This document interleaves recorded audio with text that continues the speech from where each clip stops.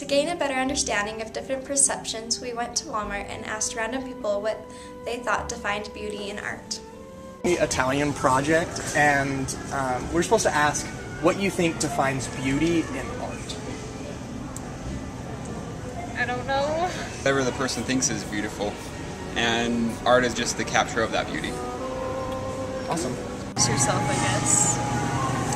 Something that connects with you. It's realistic. You put your emotions into it. Awesome. It depends. With abstract art, I feel like the beauty is behind the idea, more so than the result. And with realistic stuff, the beauty is in the fact that they can actually depict like a human body perfectly, like you see it with your eye. It has many characteristics, whether it is old or new, but no matter what it's based on, there are aspects of beauty in every piece, yet it cannot be defined. One might see art and be looking for beauty behind the artist's meaning in the painting. Others will judge the masterpiece and base its value on what they can see in the painting. I think what makes art beautiful is like when it has meaning behind it. That's what I'd say, meaning behind the art. I think beauty's in the eye of the beholder. People say that all the time, but I mean, isn't that true, right? Mm-hmm. Yeah. They say that people have a tendency anthropologically to find beautiful characteristics that they possess themselves. Okay, so that can have a lot of damage for people who don't look like them at the same time because they'll have an edge against them. Right? Attractive people are considered to be safer. Abstract and based on an idea and emotion, whereas old Italian art is based on realism, political, and religious beliefs. Italian art, such as the Mona Lisa, had a dark background to help enhance the foreground, which was painted with warmer colors to create an illusion of hope and to make it more of a focal point. In most art galleries in modern times, the walls are white or cream, helping the audience to wash out the surroundings and hone in on the actual painting. What, like, when you went to Italy, did you notice like any distinct differences from like the Italian art and like American art and like the culture? Sure. American art, of course, has a longevity, but it's only been around for about 400 years, right? Mm-hmm. So the Italian, they have a longer period of past, and they put more money into it as well. They funded monuments, they funded a lot more things than we have here in America. So it's different.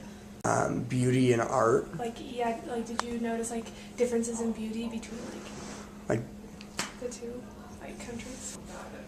Well, it goes back to that same idea that there's a richer heritage in Italy than there is here. You know, at least a longer heritage than what we have here. And so, you know, you've had popes that have funded art, you've had leaders of the country that have funded art, and really most of our art that's anything significant in the United States is on the East Coast, either in the Met or in the National Gallery or on the Plaza in Washington, D.C. So ours is very centralized, but Europe, it's everywhere, especially in Italy. Florence had a huge culture boom during the 15th century, and Rome, of course, has always had a big boom.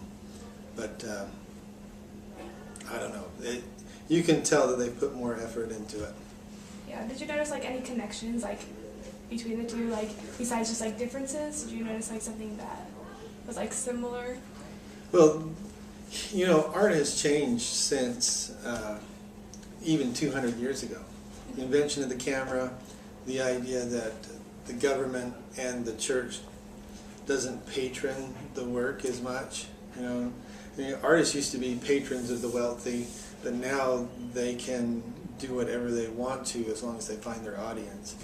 And so American art, especially contemporary art, is more about the debate on art instead of the creation of monumental significance. Does that make sense? Yeah, so it's become more of an individualized expression rather than a public statement or a religious statement, which is quite different. Does that make sense? Yeah. You get that?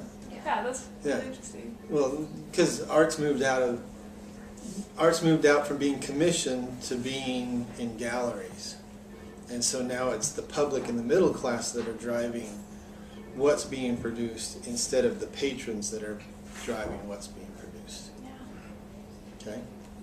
Anything else you guys want to ask him? I don't know. I think we got enough footage. Yeah, I think that's good. That was really interesting.